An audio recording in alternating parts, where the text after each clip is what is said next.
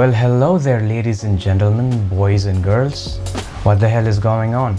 So today I'm going to talk about side hustles and life projects and why we should be focusing on life projects instead of side hustles. Side hustles are getting increasingly popular these days. It's like everybody wants to create multiple sources of income by dabbling a little bit here and dabbling a little bit there. I get it, everybody wants to be financially free, but I don't think we're approaching this the right way. I think that what we are really seeking for is deep, fulfilling work that is also financially rewarding.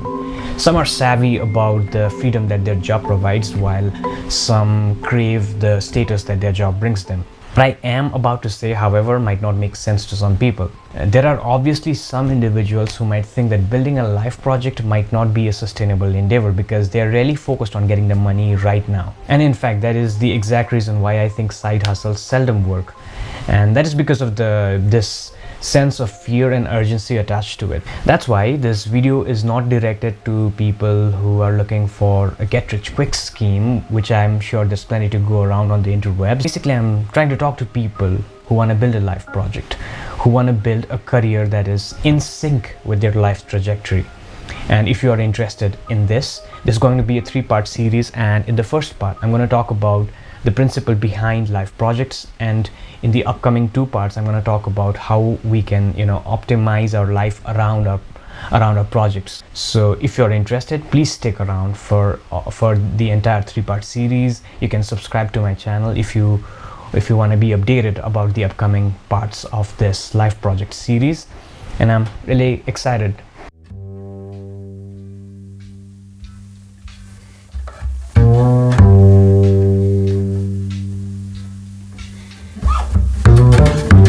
So in the first part of this series, I want to explain the concept behind life projects to you. But before I do that, I want to answer the creeping question in your head right now. Why the hell should I listen to this dude anyway? So in order to address that, I want to share a little bit about myself. I'm like a jack of all trades kind of a person, and for a long time I believed that to be a weakness. It was only when I realized that much of what I perceived about myself was the stuff that I had heard from the people around me. And from an early on, this idea of the starving artist was ingrained in my head. It was often the people that I looked up to that told me that my career choices, my interests should align with the career choices that would eventually help me pay my bills, so to speak. But I was a rebellious kid, and I did whatever set my soul on fire. I took up engineering not because my family told me to. I took up engineering for the sheer love of science. And for me, I would explain science as how Rick Sanchez would explain it. Well, sometimes science is more art than science, Morty. I believe the purpose of knowledge isn't to confine people in a box. A lot of people find themselves confined to a certain discipline that they are not able to think outside. But in order to solve problems, you need to be able to think from different perspectives. As I've already mentioned, I thought of being jack of all trades as a weakness. And to my surprise, I figured out that the actual quote is attributed to a Victorian age author who goes by Robert Greene, and it goes something like this.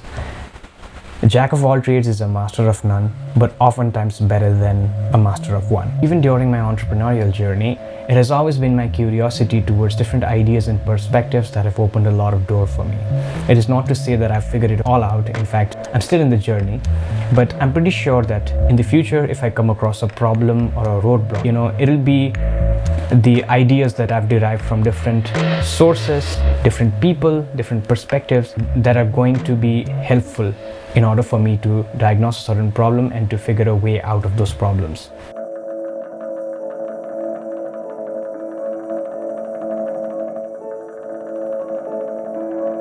So what I am talking about is very similar to the Japanese concept of ikigai, which I'm sure you've heard about plenty of times. If you haven't, ikigai is simply your reason for being, your life's purpose, something that makes you jump out of bed every morning. I know this whole ikigai thing sounds sexy and all, but how do you discover it? How do you find your life's purpose? I've seen plenty of experts and coaches out there make people sit through an intensive 4-hour session where they have to figure out each and every piece of the puzzle. But spending a Sunday afternoon trying to figure it all out is not the point. The questions are the whole point in themselves. Not to rub some people off the wrong way, but I feel like there is a fundamental flaw in the very nature of side hustles. Oftentimes, the way that it has been marketed, at least, is that side hustles are focused on very short-term gains to acquire as much wealth in the shortest time possible. The problem with such short-term gains is that it's very zero-sum, meaning that in order for you to win, somebody has to lose. This makes it a very competitive landscape to participate in. Consider the case of cryptocurrency right now, where a few market manipulators hoard massive amount of wealth by inducing some sense of fear and anxiety on the mass population, which causes them to make emotional decisions, and the wealth is eventually accumulating on the 1% of the population. The alternative to this situation is obviously to play long-term games.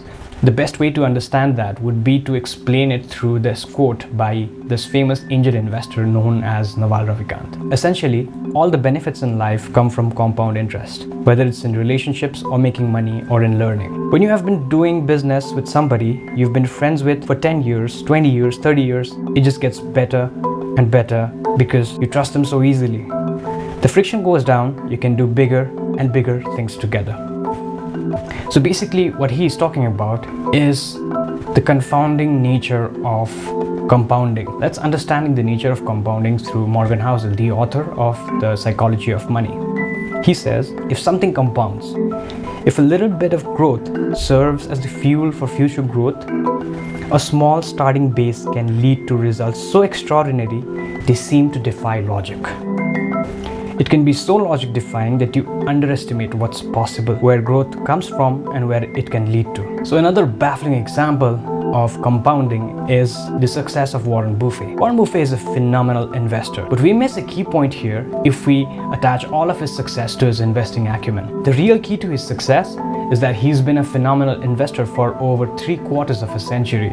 Had he started investing in his 30s and retired in his 60s, no one would have even heard of him. His skill is investing, but his secret is time. That's how compounding works. So life projects follow the very similar principle of compounding, wherein every person you meet, every book that you read, or every place that you visit is somewhat like an ambient research that you've been doing for your life project. You might not know what your life project might be, but the things that interest you, ideas that spark that certain amount of curiosity in you, is all going to accumulate, is all going to compound over time and help you figure out what your life's project actually is. So now that we've covered the principle behind life projects, what should your life projects be about anyway? That is for you to figure out.